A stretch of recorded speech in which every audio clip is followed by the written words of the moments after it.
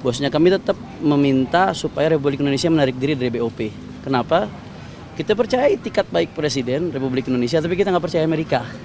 Kita nggak percaya sama Israel. Nabi-nabi aja, para rasul saja dikhianati oleh Israel. Apalagi cuma kita manusia biasa. Tadi ada saran yang disampaikan ke Pak Presiden. Iya, saya pertama datang mewakili Habib Rizik.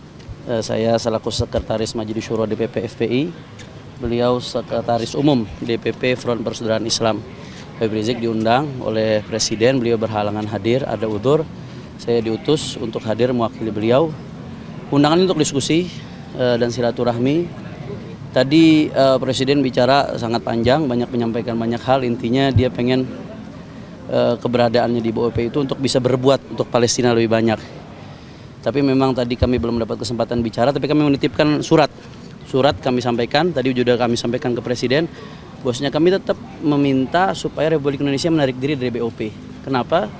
Kita percaya itikat baik Presiden Republik Indonesia, tapi kita nggak percaya Amerika. Kita nggak percaya sama Israel. Nabi-nabi aja, para rasul saja dikhianati oleh Israel. Apalagi cuma kita manusia biasa. Jadi terlepas apapun tadi beliau sampaikan, kami sudah sampaikan surat, dititipkan melalui salah satu menteri beliau, dan kita sudah sampaikan ke Presiden. Tetap kita minta supaya Republik Indonesia menarik diri dari BOP, bukan karena tidak percaya sama Presiden, bukan, tapi kami tidak percaya Amerikanya, tidak percaya dengan Israelnya. Nah, begitu juga dalam surat itu ada hal-hal lain yang sudah disampaikan oleh DPP FPI secara terbuka, itu saja. Soal Iran saat ini, posisi Indonesia, ada tanggapan? Kami meminta amanat dari Habib Rizik untuk karena Iran ini kan negara sahabat juga. Kita minta Presiden jangan hanya mengutus Menteri Luar Negeri untuk menyampaikan bela sungkawa, tapi kita minta supaya Presiden sampaikan bela sungkawa secara terbuka, karena bagaimanapun negara sahabat. Ya, jadi dan kita kira Iran butuh didukung dalam hal membela kedaulatannya. Dia sedang diserang, dia bela kedaulatannya. Ya, sebagaimana kita pengen tidak ada penjajahan di atas muka bumi, saya rasa sikap Iran untuk membela kedaulatannya perlu untuk disupport seperti itu, kurang lebih. Dan kita minta jangan sampai ada tentara Republik Indonesia nanti diutus ke Gaza, kemudian berhadapan langsung konfrontasi dengan para pejuang di Hamas, itu yang kami nggak mau. Ya, kalau dikirim ke Gaza buat memerdekakan Palestina, kita dukung, bahkan kita siap support relawan. Tapi kalau dikirim ke Gaza di bawah komando Amerika, lalu melucuti senjata para pejuang di Gaza, akhirnya konfrontasi, ini yang kami nggak mau. Jadi walaupun tadi belum mendapat kesempatan bicara, tapi kami sampaikan surat secara resmi kepada Presiden.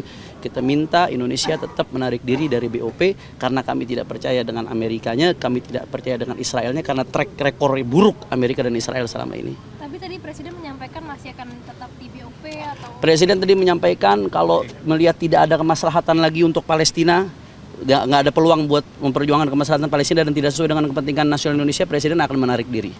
Pernyataannya seperti itu. Tapi kita tetap nggak perlu nunggu itu, dari sekarang aja. Udah terbukti kok Amerika dari dulu nggak bisa dipercaya sama Israel. Saya kira di konversi resmi ya bisa di. Terima kasih, Bib. Sebenarnya ide BOP itu ide yang bagus. Siapapun upaya kita untuk perdamaian selalu baik. Cuma kita harus melihat prakteknya bagaimana. Jangan kita baru bikin BOP, tapi baru 1 minggu sudah menyerang, berperang dengan negara lain. Jadi makna BOP itu menjadi bertentangan dengan niatnya. Jadi kita penting apabila menjalankan misinya sesuai dengan awalnya. Izin tadi kan, Assalamualaikum warahmatullahi wabarakatuh. Saya lagi dari saya izin tadi kan dibahas soal kebijakan yang diambil dari pemerintah. Salah satunya yang sekarang ini lagi ramai dibahas soal keputusan Presiden Prabowo bergabung dengan BOP, Board of Peace.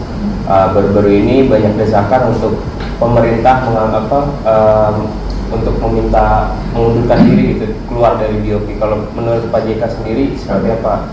BOP tersebut tidak desakan untuk keluar. Sebenarnya ide BOP itu ide yang bagus. Siapapun upaya kita untuk perdamaian selalu baik. Cuma kita harus melihat prakteknya bagaimana.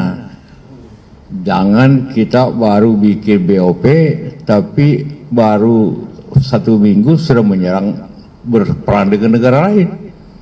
Jadi makna BOP itu menjadi bertentangan dengan niatnya. Jadi kita penting apabila menjalankan misinya sesuai dengan awalnya, tapi kenyataannya tidak, kan? Jadi memang perlu koreksi tentang BOP itu.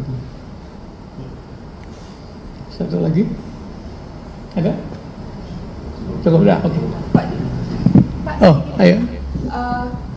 Kan ini ramai soal krisis minyak gitu ya. Hmm. Nah, terus dari Pak Bahlil itu juga bilang kalau memang cadangan 23 hari itu memang dari sebelum-sebelumnya memang seperti itu. Nah, Pak JK sendiri selama berada di pemerintahan, ini bagaimana sih Pak terkait dengan menghadapi krisis minyak ini? Cadangan minyak kan dengan 23 hari. Bagaimana? Iya, memang sejak dulu kapasitas kita, cadangan itu kan perlu kapasitas untuk penyimpanan. Jadi terminal-terminal kita, apakah di Cilacap, di Balongan, di Kalimantan, memang kapasitasnya ialah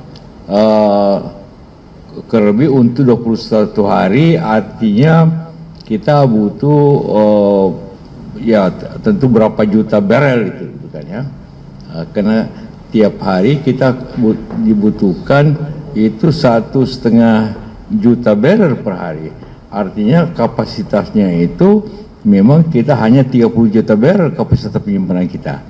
Bukan kita tidak mau, karena itu maka dengan harapan kan ada Singapura yang punya terminal juga lebih cepat, Timur Tengah bisa. Cuma dalam keadaan perang begini ini masalah bahwa kita ambil di Timur Tengah tentu sudah sulit. Jadi tergantung pemerintah mau ambil dari mana. Tapi saya kira memang pasti kita akan menghadapi bukan hanya jumlah, tapi harga pasti naik. Harga sudah 85 hari ini. Jadi mungkin saja minggu depan bisa naik 100, dan itu memberatkan subsidi negara. Nah ini naik lagi, jadi akibat kepada kita, akibat logistik bisa kurang dan harga naik. Dua hal yang menjadi tapi ini akibat bukan karena Indonesia, akibat eksternal, akibat perang seperti itu yang punya efeknya ke Indonesia. Cukup ya, terima kasih. Kita tutup. Assalamualaikum warahmatullahi wabarakatuh.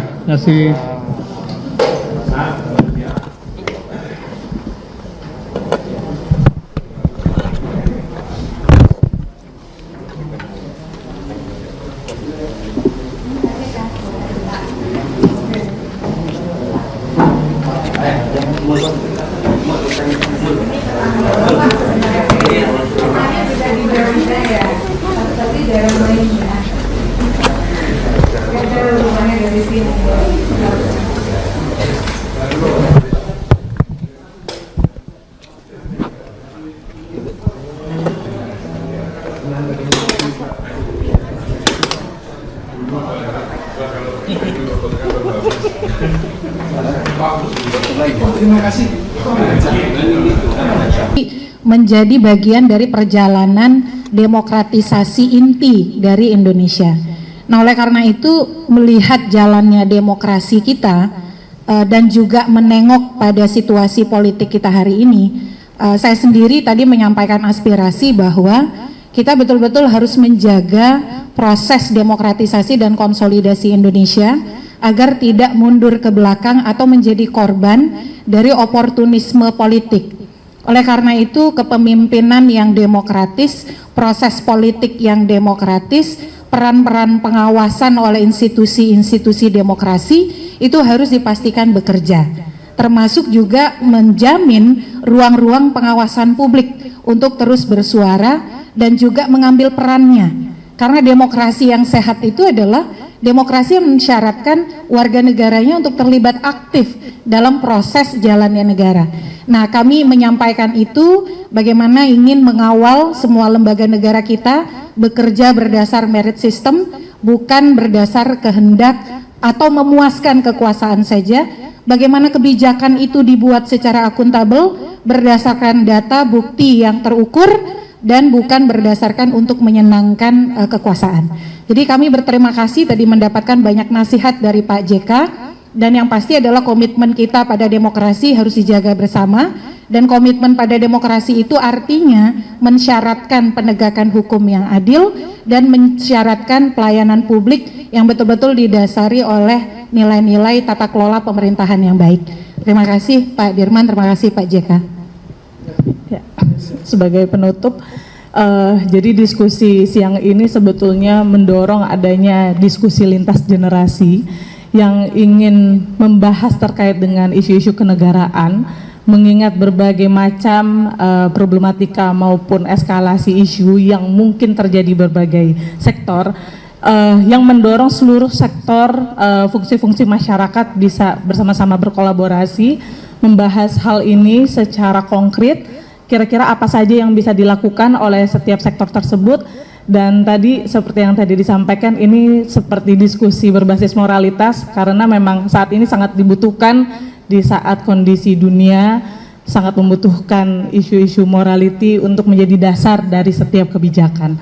Jadi ini semua menjadi hub agar kita bisa memiliki banyak safe place di berbagai tempat, bahwa setiap sektor memiliki perannya untuk bisa membangun Indonesia dalam berbagai peristiwa. Terima kasih. Baik, saya ingin menutup dengan mengapa saya mengajak atau bersama teman-teman datang ke tempat ini atau mengundang Pak JK untuk satu forum diskusi. Saya mengajar kepemimpinan di berbagai tempat sudah hampir 30 tahun. Saya riset, saya menulis, saya nyusun disertasi yang belum selesai juga soal kepemimpinan. Dan saya mengamati bahwa yang hilang dari panggung kekuasaan Republik ini adalah yang disebut sebagai kepemimpinan intrinsik.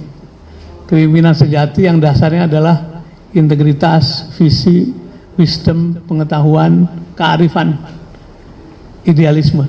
Ini yang makin hari makin langka, karena itu waktunya barangkali, karena nanti dalam keadaan krisis yang sangat berat sebetulnya yang diperlukan adalah that kind of leadership, intrinsic leadership.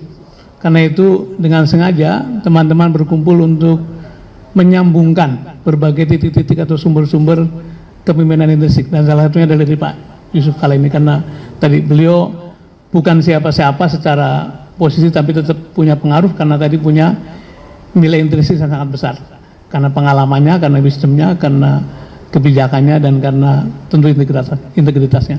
Jadi sekali lagi terima kasih pada Pak JK yang telah menerima kami, dan mudah-mudahan ini akan terus berlanjut diskusi ini, baik kembali dengan Pak JK maupun dengan tokoh-tokoh yang kami pandang masih memiliki value intrinsik yang besar, karena itu yang kita butuhkan dalam keadaan sulit nanti. Terima kasih. Saya akhiri dengan, kalau ada pertanyaan silakan tanya jawab. Ya, Mas. Dari 23, nantinya pembicarakan hasil diskusinya akan juga akan disampaikan ke kita Presiden Prabowo nantinya. Apakah diskusinya mau disampaikan kepada pemerintah, hasil diskusinya? Apa menjawab? Iya, tentu di samping itu agar kita mengerti masalah yang kita harus hadapi dan apa yang mungkin kita perbaiki. Memang bermaksud demikian apabila diizinkan kita ingin menyampaikannya kepada Presiden, kepada apa suatu pikiran-pikiran untuk bagaimana kita ke depan lebih baik. Itu pasti itu Bapak bila diizinkan. Gitu lagi? Ya, Mas.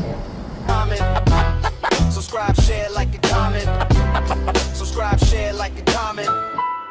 Subscribe, share, like a comment.